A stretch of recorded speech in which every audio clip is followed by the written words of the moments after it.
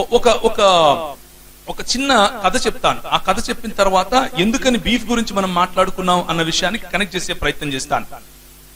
మీకు ఛత్రపతి శివాజీ గారి గురించి ఎంతమంది తెలుసు? మహారాష్ట్రలో ఛత్రపతి శివాజీ గారు కదా. ముఘల్ రాజ్యాలు ఈ దేశంలో విస్తరించే సమయంలో స్థానికంగా ఉన్నటువంటి ఈ మనువాదులు ఏమనుకున్నారు అని అంటే, ఇక మన రాజ్యాలన్నీ నశించిపోతాయి, మన పరిస్థితి ఏంటి, ఏమైపోతామో వీళ్ళు వెళ్ళి కొట్లాడరు, వీళ్ళకి చేత కాదు. వీళ్ళకి ఏం తెలుసు? ముందుండి ఎవరినైనా పావులాగా వాడుకోవటం మాత్రమే తెలుసు. ప్రోత్సహిస్తే ఒక శూద్ర కులానికి చెందినటువంటి ఛత్రపతి శివాజీ గారు, ఇప్పుడున్నటువంటి దాన్ని ఏమంటారు, ఇప్పుడున్నటువంటి మరాఠాలకు సంబంధించినటువంటి వాడు, ఆయన ముందుకొచ్చి ఆయన నాయకత్వం తీసుకుని మహర్లను ఆయన రిక్రూట్ చేసుకున్నాడు. మహర్లు అంటే ఎవరు అని అంటే, మన ప్రాంతంలో వారికి సరిగ్గా కూలిగే వారు మాలలు అనుకోండి. మహర్లను రిక్రూట్ చేసుకున్నాడు. ఎందుకు మహర్లను రిక్రూట్ చేసుకున్నాడు అని అంటే, వాళ్ళు శరీర దారుఢ్యం బాగా ఉంటుంది, పొడుగ్గా ఉంటారు, వారు బాగా పోట్లాడతారు, వారికి పోట్లాడే గుణం ఉంది, వారు కష్టపడతారు అని అర్థం చేసుకున్నాడు. కాబట్టి వారు ఈ ప్రోటీన్ బాగా తింటారు. ఏ ప్రోటీన్? బీఫ్ తింటారు కాబట్టి అని వారు రిక్రూట్ చేసుకున్నాడు. రిక్రూట్ చేసుకుని వారికి ఉండాల్సినటువంటి ట్రైనింగ్ ఇచ్చి, చేయాల్సినటువంటి ట్రైనింగ్ చేసి, వారిని ఒక బ్రహ్మాండమైన సైన్యంగా తయారు చేసి పోరాడాడు. పోరాడి ఒకానొక సమయానికి ఈ మొఘల్ సామ్రాజ్యాన్ని మరాఠా సామ్రాజ్యంగా మలిచే దిశగా వెళ్ళిపోయాడు. ఆయన ఛత్రపతి ఇప్పుడు ఆయన రాజు అవ్వాలి అని అంటే ఒక్క బ్రాహ్మణుడు ముందుకొచ్చి ఆయనకు పట్టాభిషేకం చేయట్లేదు. ఒక్క బ్రాహ్మణుడు. ఆయన బ్రతిమాలుకున్నాడు అందరినీ, రండయ్యా, దయచేసి రండి, నేను మీ వాడినే కదా అంటే, నువ్వు మా వాడిని ఎట్లవుతావురా, నువ్వు మా వాడివి కాదు. ఛత్రపతి శివాజీకి పట్టిన గతి గురించి మాట్లాడుతున్నాను, నీకు నాకు పట్టింది కాదు. ఎవరైతే వారి తరఫున పోరాడాడో, ఎవరైతే వారిని సంరక్షించడం కోసం పోరాడాడో, ఎవరైతే వారి ధర్మాన్ని సంరక్షించడం కోసం పోరాడాడో, ఆయనకు బొట్టు పెడితే నేను తాకాల్సి వస్తుంది శూద్రుణ్ణి, నేను ఎట్లా బొట్టు పెడతాను అని అన్నాడు. లాస్ట్ కు అంబాజీ భట్ అనే ఒక ఆయన్ని పట్టుకొని వచ్చుకుని కాశీ నుంచి ఎడమకాలి బొట్టును వేలతో బొట్టు పెట్టాడు. మన దేశంలో మహారాష్ట్రలో ఇప్పటికీ కూడా ఛత్రపతి శివాజీ బొమ్మ పెట్టుకుని శివసేనులుగా కొంతమంది పిలుచుకుంటూ ఉంటారు. ఏ మనుధర్మ శాస్త్రం గురించి పోరాడుతున్నారంటే వాళ్ళు ఈ మనుధర్మ శాస్త్రం గురించి పోరాడుతున్నారు. ఎడమకాలి బొట్టను వేలుతో బొట్టు పెట్టి ఆ భట్టని ఆయన అప్పుడు ఈయనను ఛత్రపతిగా ఘోషించటానికి ముందు ఒక షరతు పెట్టారు. నువ్వు ఇంతమంది బ్రాహ్మణులకు ఈ విధంగా భోజనం పెట్టాలి, ఇంతమంది బ్రాహ్మణులకు ఈ విధంగా మణుగులు ఇవ్వాలి, ఇంతమంది బ్రాహ్మణులకు ఈ విధంగా మాన్యాలు ఇవ్వాలి అని ఆంక్షలు పెట్టారు. సరే అని చెప్పి ఆయన ఒప్పుకొని చేశాడు. ఒప్పుకొని చేసిన తర్వాత సరే ఇప్పుడైనా సరే, మరి ఇప్పుడు నేను క్షత్రియుడిగా నువ్వు భావిస్తావా అని అర్థించాడు. నువ్వు ఎట్లా క్షత్రియుడిగా భావిస్తావు? ఇదే విధంగా మీరు ప్రతి సంవత్సరం ఇన్ని సంవత్సరాలు చేస్తే నీ కొడుకు అంటే నీ మనవడికి మేము ఆ అధికారం ఇస్తామన్నారు. అర్థమవుతుందా? ఏ భావజాలంతో మనం పోరాడుతున్నామో అర్థం చేసుకోండి. నీ మనవడికి మేము క్షత్రియుని యొక్క అధికారాన్ని ఇస్తాము అని చెప్పారు. ఆ కారణంగా ఛత్రపతి శివాజీకి పట్టినటువంటి గతి అది. ఇప్పుడు మహర్లు ఆయనకు తోడుగా ఉండి పోరాడారు. కానీ మహర్లు మాత్రం ఎవరు? నిజానికి దాసులు, దస్యులు, రాక్షసుల యొక్క సమాజానికి చెందినోళ్ళు కదా. వీళ్ళని తాకకూడదు కదా. వీళ్ళు ఏ విధంగా ఛత్రపతితో కలిసి పనిచేస్తారు అని అనుకుని అప్పుడు వీళ్ళు పేష్వా అన్నటువంటి ఒక రాజ్యాన్ని తీసుకొచ్చారు. పేష్వా రాజ్యం అంటే ఏంటంటే, ఈ ఛత్రపతులు ఎవరు కూడా సొంతంగా నిర్ణయం తీసుకోవటానికి వీలుండదు. పేష్వాలుగా వ్యవహరించే, అంటే ఈ రోజు ఛత్రపతి అనే ఆయన ప్రెసిడెంట్, పేష్వా అనే ఆయన ప్రైమ్ మినిస్టర్. ఇప్పుడు మీకు అర్థమవుతుంది, ప్రైమ్ మినిస్టర్ అన్ని చేస్తాడు, అవునా కాదు? ప్రెసిడెంట్ ఓన్లీ సైన్ పెడతాడు. అలా చేసేసారు ఎవరిని? ఛత్రపతి వంశాన్ని. పేష్వాలు ముందుండి ఆ ఛత్రపతి వంశాన్ని నిర్వీర్యం చేసేసి కేవలం నువ్వు అక్కడ ఒక బొమ్మగా ఉండు, మిగిలిన పని మేము చేస్తాం అని చెప్పి వాళ్ళు వచ్చిన వెంటనే మహర్లకు ఏం చేశారు తెలుసా? మూతికి ఒక ముంత కట్టారు, వెనకలొక చీపురు కట్టారు. మూతికి ఒక ముంత, వెనకలొక చీపురు కట్టేసి అప్పుడు వాళ్ళు శనివారవాడ అని ఒక ప్రాంతంలో జీవించేవాళ్ళు. పూనాలో శనివారవాడ, పూనా, సతారా, ఈ ప్రాంతాలన్నింటిలో కూడా నేను తిరిగి వచ్చాను. అవన్నీ చూసిన తర్వాత చెప్తున్నాను, ఊరికే చెప్పట్లేదు. శనివారవాడలోకి, శనివారవాడ నుంచి ఇన్ని మైళ్ళ దూరం వరకు అసలు వాళ్ళు కనిపించకూడదు. ఎవరు? ఎవరైతే వాళ్ళ కోసం పోరాడి వారికి రాజ్యాన్ని తీసుకుని వచ్చి ఇచ్చారో, ఎవరైతే ముస్లింలకు వ్యతిరేకంగా పోరాడి వారి కోసం నిలబడ్డారో వాళ్ళు ఏమైపోయారు? సడన్ గా అస్పృశ్యులు, దాసులు, దస్యులు, నాగులు. ఎందుకు? శ్రేయాన్ స్వధర్మో విగుణః అంటే స్వధర్మం ఎంత దరిద్రమైనా సరే అదే చెయ్యాలా అని చెప్పింది కాబట్టి వాళ్ళ పుస్తకం. అర్థమవుతుందా? నీకోసం వాడు కష్టపడినా సరే వాడిని మాత్రం అక్కడ పెట్టాలి. పరధర్మాత్ స్వనిష్ఠితాత్. ఎంత దరిద్రమైనా సరే, ఎంత మంచిదైనా సరే నిష్ఠగా పరధర్మాన్ని మాత్రం చేయకూడదు. ఏంటా పరధర్మం? యేసు ప్రభువుని నమ్ముకోవడం అనుకుంటారు. అది కాదు నేను చెప్పేది. ఒక మహరు పోయి ఒక వారియర్ గా పని చేయకూడదు. ఒక మహర్ వెళ్ళి యుద్ధంలో చేయకూడదు. యుద్ధం చేశాడు కాబట్టి వాడిని మేము ఏం చేస్తాం? ఇప్పుడు దూరం పెడతాం. అర్థమవుతుంది కదా ఇప్పుడు ఎందుకు మనం ఈ మాటలు మాట్లాడుతున్నామో? ఆనాడు వారు పౌష్టికంగా ఉన్నటువంటి బీఫ్ తిన్నారు కాబట్టి, బలంగా ఉన్నారు కాబట్టి వాళ్ళని ఏ విధంగా తిరిగి మనం నిర్వీర్యం చేయాలి. వారు పోరాడి గెలిచి వారికి పట్టం కట్టిన తర్వాత మూతికి ఒక ముంత కట్టండి, వెనకొక చీపురు కట్టండి, వాడు తిరగాలి. వాడు కాలు పెట్టి నడిచిన తర్వాత వాడి కాలే వాడు తుడుచుకుంటూ వెళ్ళాలి అని పని చేశారు. పని చేసిన తర్వాత అలా శనివారవాడ ప్రాంతంలోనికి వారు రానికుండా, ఒకవేళ వస్తే శనివారవాడలో వారి నీడ పడనివ్వకుండా వారి చుట్టూ ఏదైనా ఒకటి పెట్టుకుని నడవాలనటం, వాడి పై వస్త్రం లేకుండా నడవాలనటం, కేవలం గోచిలోనే నడవాలి అనటం, లేకపోతే కొన్నిసార్లు నీ మెడకు కానీ చేతికి కానీ నల్లటివి ఏదైనా కట్టుకోవాలనటం. నువ్వు శూద్రుడని తెలియాలి, అందుకనే నల్ల మొలతాడులే అమ్ముతారు బయట. నువ్వు శూద్రుడు అని తెలియాలి. అలా కట్టినటువంటి ఈ విషయాలన్నీ మొదలుపెట్టి భయంకరమైన పరిస్థితిలో ఉన్నప్పుడు రోడ్డు మీద నడుస్తూ ఉంటే నువ్వు ఎలా రోడ్డు మీద నడుస్తావురా? రోడ్డు మీద నడవడానికి నువ్వు మహరువి కదా, నువ్వు చమహారువు కదా, నువ్వు ఎరుకలవి కదా, నువ్వు యానాదివి కదా, నువ్వు మాదిగవు కదా, నువ్వు మాలవు కదా, నువ్వు నేత కానివి కదా, నువ్వు పింజారివి కదా. నువ్వెట్లా నడుస్తావు? మేము నడుస్తూ వచ్చినప్పుడు దాన్ని ఏమంటారు, నీ నీడ మా మీద పడదా? మేము వెళ్ళి మళ్ళీ స్నానం చేయొద్దా? ఇందుకెళ్ళు అని అన్నారు. అలాంటి సమయంలో ఒకానొక సైన్యం మన దేశంలోకి వచ్చింది. కానీ ఈ సైన్యం దగ్గర చేతిలో కత్తులు, కటార్లు, బాంబులు ఏమీ లేవు, పిస్తోళ్లు లేవు.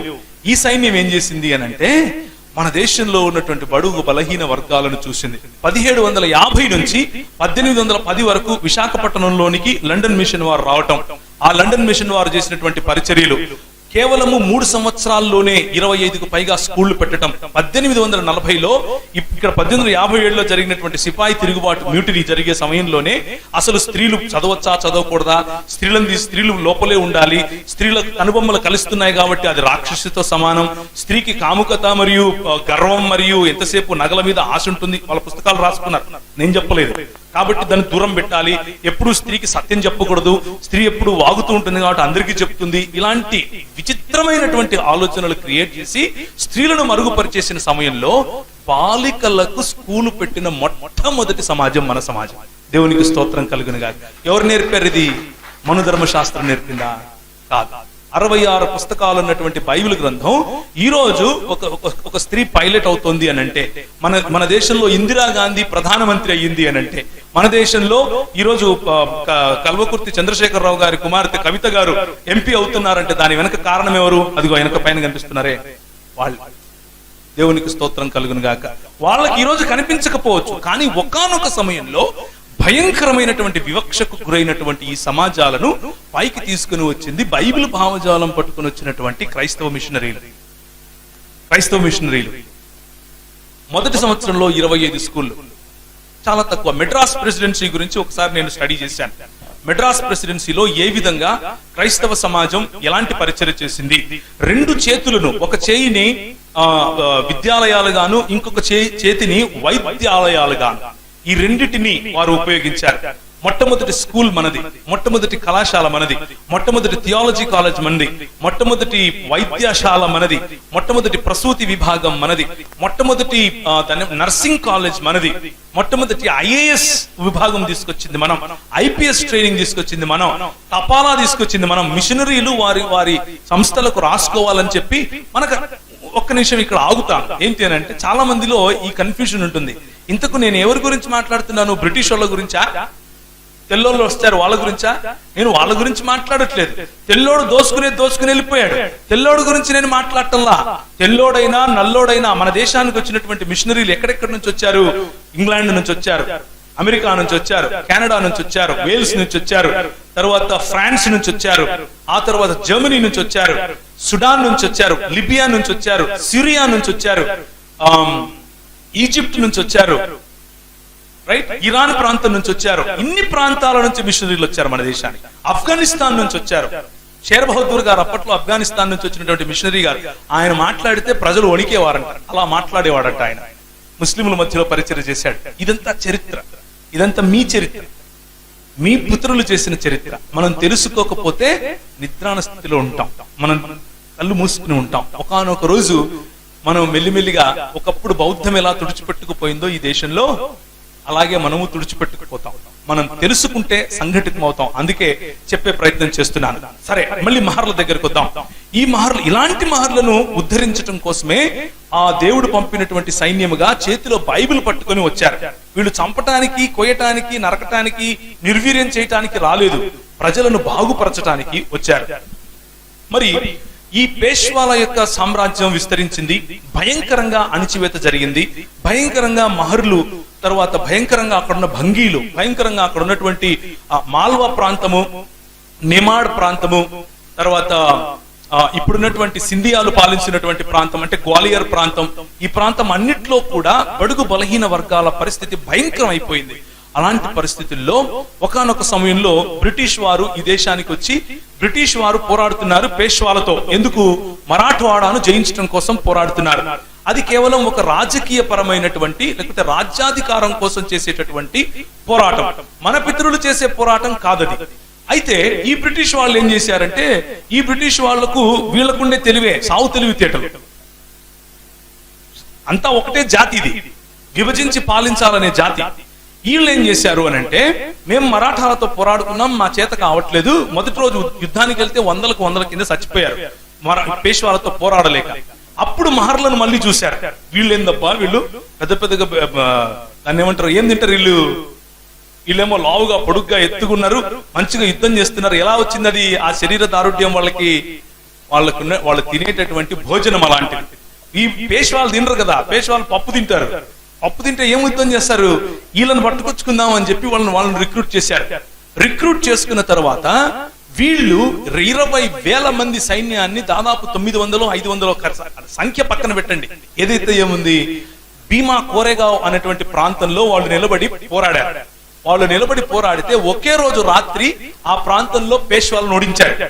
ఎందుకు అనంటే, 100 సంవత్సరాలుగా వీరి మీద జరుగుతున్నటువంటి ఒత్తిడి, 100 సంవత్సరాలుగా వీడి మీద జరుగుతున్నటువంటి వివక్ష, ఆ వివక్షకు ప్రతీకారంగా వారు ఆ రోజు యుద్ధాన్ని వాళ్ళు ఎన్నుకుని యుద్ధంలో వీరిని ఓడించారు. పేష్వాల యొక్క రాజ్యం ఆ రోజుతో అంతం చేశారు. పేష్వాలను పక్కన పెట్టేసి వీరికి మహర్లను తీసుకుని, మహర్లకు ఒక మొత్తం వింగ్ నే, అంటే ఒక సైన్యం వింగ్ నే తయారు చేసి ఇచ్చారు. ఎవరు? బ్రిటిష్ వాళ్ళు. కానీ అప్పటి నుంచి ప్రార్థన గుర్తుంది కదా. ఏంటి ప్రార్థన? ఓ ఇంద్రా, వాడి దగ్గర ఆవులు ఉన్నాయి, వాడిని చంపిన ఆవులు ఇయ్యి. ఓ ఇంద్రా, వాడి దగ్గర గుర్రాలు ఉన్నాయి, వాడిని చంపిన గుర్రాలు ఇయ్యి. ఓరి వీడు తెల్లోడు వచ్చాడు, వీడికి మళ్ళా గుర్రాలు ఇచ్చాడు, నాకు గుర్రాలు కావాలి, నా గుర్రాలు నా దగ్గర లేకుండా పోయాయి. ఇది పేష్వాలకు ఉండేటటువంటి సమస్య. పేష్వాలు అంటే ఎవరు? చిత్తపావన్ బ్రాహ్మణులు, భట్ బ్రాహ్మణులు, వాళ్లే పేష్వాలు. ఎవరంటే వాళ్ళు కాదు, ఈ విభజించి పాలించే భావజాలం ఉన్నటువంటి వాళ్ళు. వీళ్ళు మెల్లిగా ఒక రాజకీయ ఎత్తుగడ వేసి పేష్వాలు పోయి బ్రిటిష్ వాడితో అలైన్ అయిపోయారు. మెల్లిగా బ్రిటిష్ వాడితో అలైన్ అయిపోయిన తర్వాత విదిన్ నో టైం కొద్ది సమయంలోనే మళ్ళీ మహర్ల యొక్క వింగ్ తీసేశారు. మహర్ల వింగ్ తీసేసి మళ్ళీ పాత స్థితే, మళ్ళీ పాత రోజులే. కాకపోతే ఆ ముంత, ఆ చీపురు లేదు, మళ్ళీ పాత రోజులే. ఇక్కడ జరుగుతున్నటువంటి పోరాటం ఏంటి అనంటే, వారికి బయట నుంచి వచ్చినటువంటి బ్రిటిష్ వాడినైనా సరే సమానంగా చూస్తారు, గాని స్థానికులమైనటువంటి బడుగు బలహీన వర్గాలైన మనం సమానం అంటే మాత్రం ఒప్పుకోలేదు. ఇది విభజించి పాలించే గుణం. ఇలాంటి సమయంలో ఒక పండిత్ రమాబాయి, అదే మరాఠవాడా ప్రాంతంలో ఒక పండిత రమాబాయిని మన వాళ్ళు లేపారు పైకి. ఆమెను కష్టపడి చదివించారు.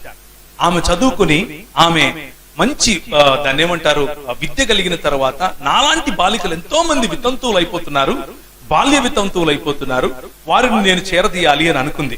చేరదీయాలని అనుకుని ప్రజలను సమీకరించింది. ఆమె ఎన్నో ఆశ్రమాలు బాలికల కోసం పెట్టి వారిని పెంచుతూ ఉంటే ఇదే లోకమాన్య తిలక్ గారు ఆమె గురించి అంటాడు, ఈమెకు మన దేశంలో ఇంతమంది దేవుళ్ళు ఉంటే ఒక్కడు కూడా ఈమెకు పనికి రాలేదంట. ఆ యేసుగాడు ఒకడు వచ్చాడు, ఆడంటే ఫుల్ రొమాన్స్, ఈమెకి ఇట్లే రాశాడు. నేను సొంతంగా చెప్పట్లేదు, ఆయన రాసిందే మైండ్ లో పెట్టి చెప్తున్నాను. యేసుగాడు ఒకడు వచ్చాడు, ఆడంటే ఈమెకు రొమాన్స్, అందుకు ఆడతో లేచిపోయిందని రాశాడు.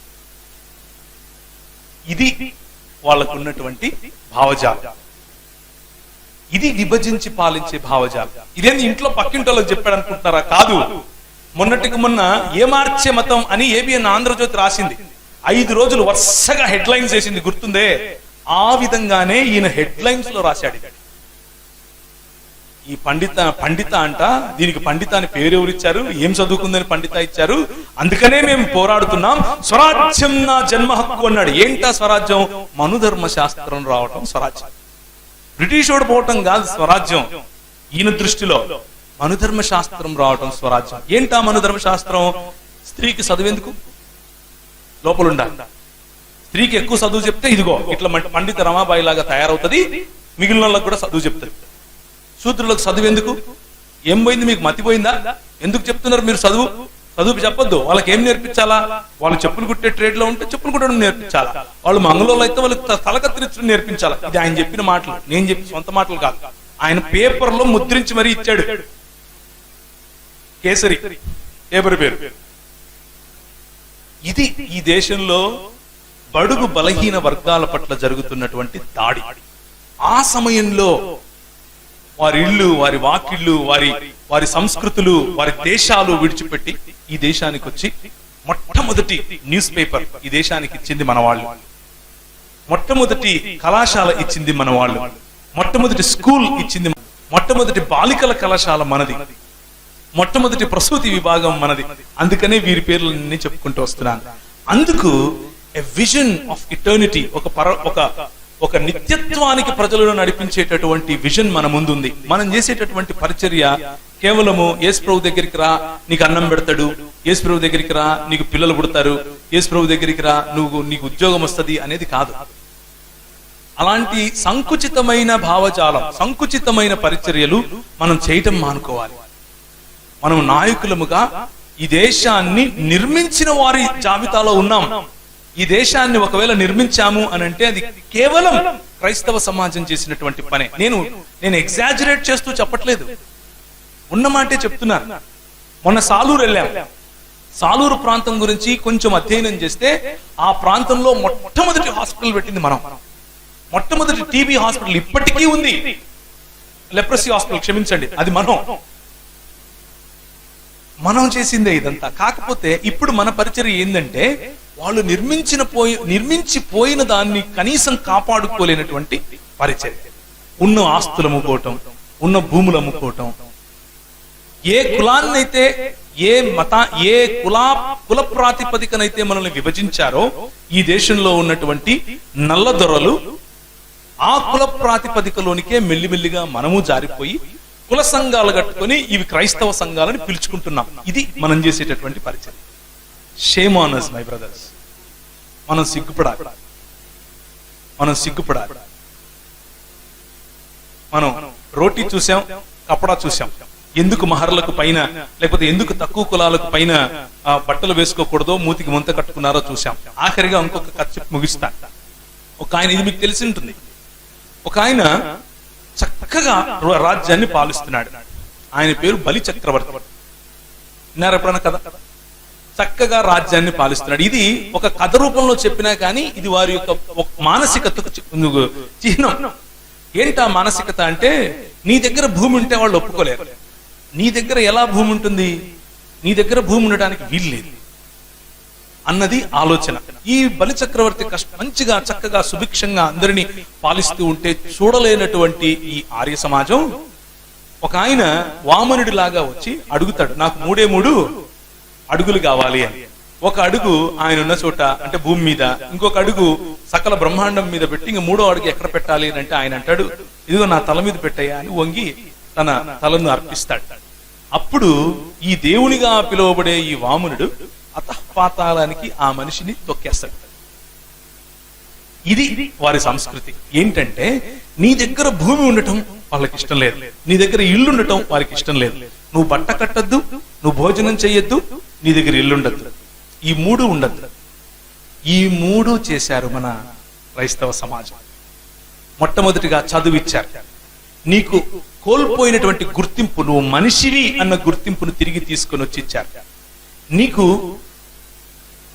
మేము సాలూరుకి వెళ్ళినప్పుడు అక్కడ పనిచేసినటువంటి జర్మనీ దేశానికి చెందినటువంటి మిషనరీ గారు ఆయన ఏం చేశారు అనంటే, ఒక 20 ఎకరాలు స్థలం కొని ఉచితంగా కొంతమందికి పంచి, కొంతమంది అగ్రకులస్తులకు అమ్మి అందరినీ ఒకే కమ్యూనిటీలోకి కట్టే ప్రయత్నం చేశాడు. అంటే నేషనల్ ఇంటిగ్రేషన్, సర్వకులాలను ఇంటిగ్రేట్ చేసేటటువంటి పని ఎవరు చేశారు? మన పితరులు చేశారు. విభజించే పని ఎవరు చేశారు? ఈ దేశాన్ని కుసంస్కృతిలోనికి తీసుకెళ్ళినటువంటి వారు చేశారు. ఇది మనం తెలుసుకోవాలి అన్న ఉద్దేశంతో చేసేదే ఇండాలజీ. మన దేశ చరిత్ర ఏంటి, ఆ దేశ చరిత్రలో మనల్ని ఏ విధంగా కడుతున్నారు అన్నది. ఒకానొక సమయంలో ఈ ఒంగోలు ప్రాంతం భయంకరమైనటువంటి కరువు, తినటానికి భోజనం లేదు, కష్టపడుతున్నారు. ఎక్కడ వర్షం పడట్లేదు, పంటలు పండట్లేదు, మొత్తం పశువులన్నీ బక్క చిక్కిపోతున్నాయి, మనుషులు చచ్చిపోతున్నారు. అయ్యా కొంచెం అన్నం పెట్టండి అయ్యా అని వెళ్ళి ఈ బూర్జువారీ వ్యవస్థలో ఎవరైతే ధనవంతుల వారి దగ్గరికి వెళ్ళి అడిగితే మన పెద్దలు వారికి అన్నారు, అరే నువ్వు మా ఇండ్లలోకి వచ్చి పని ఎట్లా చేస్తావు గానీ ఒక పని చెయ్యి, మా గొడ్లు మాకు పండిన ధాన్యానికి తొక్కుతాయి, ఆ తొక్కే సమయంలో నువ్వు కూడా రా పని చేయి, పని చేసిన తర్వాత నీకు మేము జీతం ఇవ్వలేము, ఇప్పట్లో మా దగ్గర డబ్బులు అంటే మాకు కావాలి కదా, కాబట్టి జీతం అయితే ఇవ్వం, ఒక పని చేయి, మా గొడ్లు తింటాయి. ఏం తింటాయి? గింజలు. ఏం గింజలు? అప్పుడు కంకులు పండిస్తున్నారు, కంకులు తింటాయి. కంకులు అంటే అర్థమవుతుందా? కంకి అంటే ఏంటో? మొక్కజొన్నలు అవి తొక్కుతాయి. తొక్కిన తర్వాత ఆ తొక్కుతూ తింటాయి. తిన్న తర్వాత పేడేస్తాయి, అవి అరిగించుకోలేవు. ఎందుకంటే పశువులు ఎలా అరిగించుకుంటాయి? నెమరు వేయాలి, ఒక చోట కూర్చుంటే నెమరు వేయాలి. మీకు తెలుసు కదా, మీకు అన్ని తెలిసినవే ఇవన్నీ. నెమరు వేస్తే తప్ప అరిగించుకోలేవు పశువులు. అవి పేడ వేస్తాయి, ఆ పేడ మీకు జీతంగా ఇస్తాను అన్నారు. సంవత్సరాలు మన వాళ్ళు అలా బ్రతికారు. మీకు తెలుసో తెలియదు, వాళ్ళు అవి వేసిన పేడ తీసుకెళ్లి నీళ్లలో వేసి ఆ పేడ శుభ్రం చేసేసిన తర్వాత ఆ గింజలు ఆరబెట్టిన తర్వాత కొంచెం ఆరబెట్టి ఎండించిన తర్వాత వాటిని ఇసురుకొని పిండి చేసుకుని రొట్టెలు చేసుకుని తినాలి. అది మన దేశంలో మన పితరులకు ఉన్నటువంటి పరిస్థితి. ఆ రోజుల్లో అలాంటి పరిస్థితుల్లో ఒక జాన్ ఈ క్లౌ అనేటటువంటి ఆయన వచ్చాడు. జాన్ ఈ క్లౌ, ఆయన పేరు ఎంతమందికి తెలుసు? చరిత్ర 2, 3. ఇది మన దుస్థితి.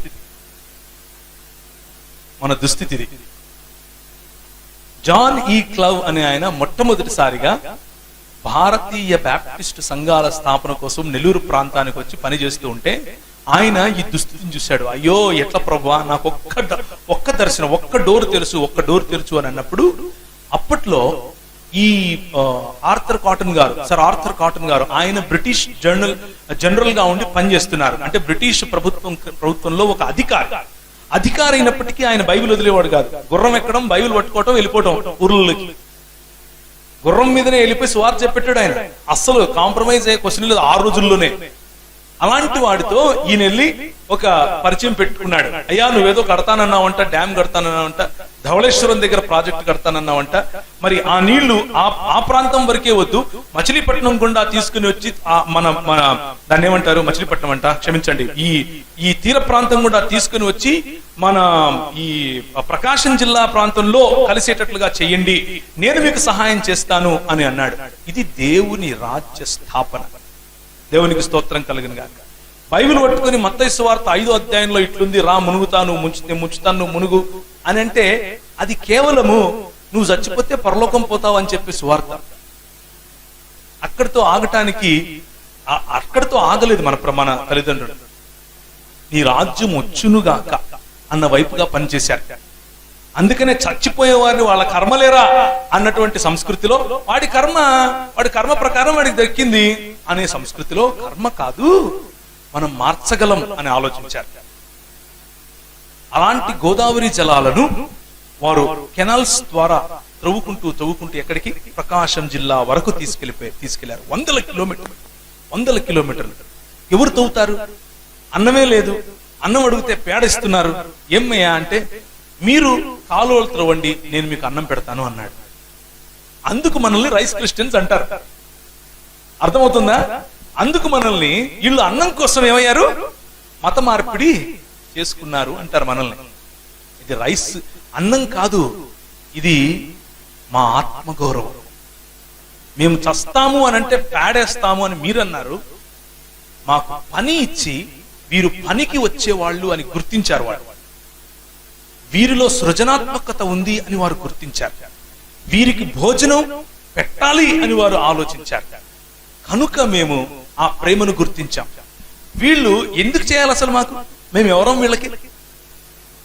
ఒక పక్క వీళ్ళు మాతో పని చేస్తూ ఉంటే భార్యలు పిల్లలు ఒకవైపు ఉన్నారని చెప్పి ఈ మిషనరీ జానీ క్లవ్ గారు, అలాగే ఆర్థర్ కాటన్ గారు, వీరి భార్యలు అదే కాలువల ప్రక్కన చెట్టు కింద కూర్చుని పిల్లలకు చదువు చెప్పేవాడు. ఆ పిల్లలు ఈరోజు, వారి పిల్లలు ఈరోజు ఎక్కడున్నారు, ఎలాంటి ఆఫీసర్లుగా ఉన్నారు, ఎంత గొప్ప స్థాయిలో ఉన్నారు. దానికి కారణం ఏంటి? దేవుని రాజ్య స్థాపన అన్న ఆలోచన.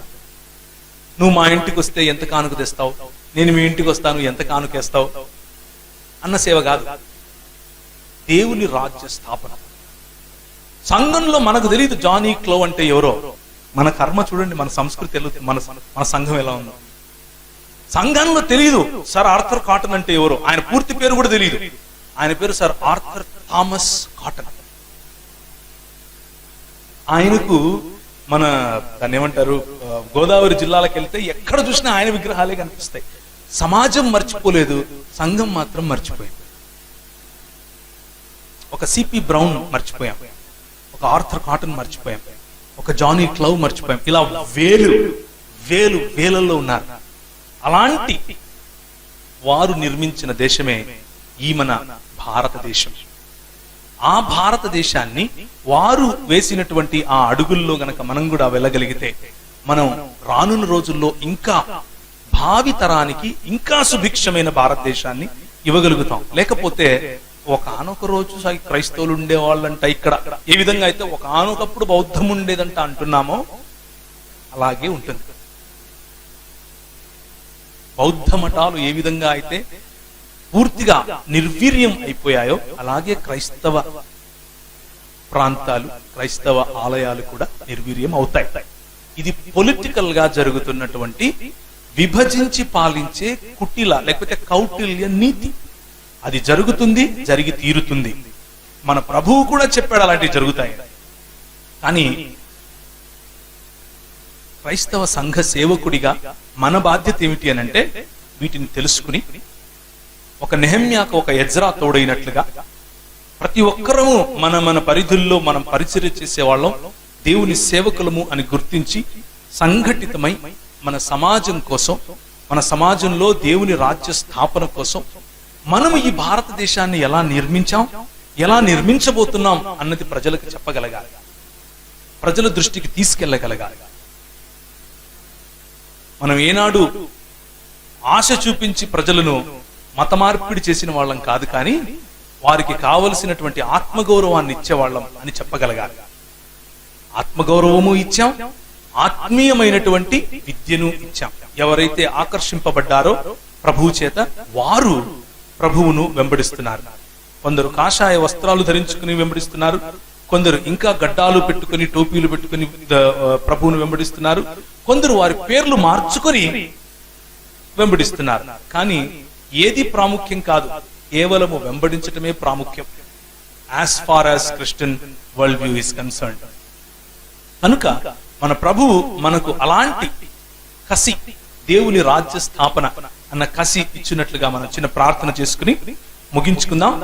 భోజనం అయిపోయిన తర్వాత అసలు మన వెనుకబాటుకు క్రైస్తవ మిషనరీలు ఏ విధంగా పనిచేశారు, స్పెసిఫిక్స్ లోనికి వెళదాం. ఇప్పుడు ఒక ఓవరాల్ పెద్ద పిక్చర్ చూసాము, కొంచెం స్పెసిఫిక్స్ లోనికి వెళ్తాం. ఏ ఏ ప్రాంతంలో ఎలా జరిగింది, అలాగే మన దేశ ఆర్థిక వ్యవస్థ. కొంతమంది అంటూ ఉంటారు, ఈ ఆర్థిక వ్యవస్థ ఒకప్పుడు ఈ బ్రిటిష్ వాడు రాకముందు 50% జీడిపి ఉండేది, వాళ్ళు వచ్చి కొల్లగొట్టుకొని వెళ్ళిపోయారు. ఆ విషయాన్ని కూడా కొంచెం చూద్దాం. చూసిన తర్వాత ఆఖరి సెషన్ లో ఇండియా ఇంక్విజిషన్ అనే ఒక చిన్న మాటను చెప్పి నేను ముగిస్తాను. తల వంచుకున్నట్లయితే ప్రార్థించుకుందాం.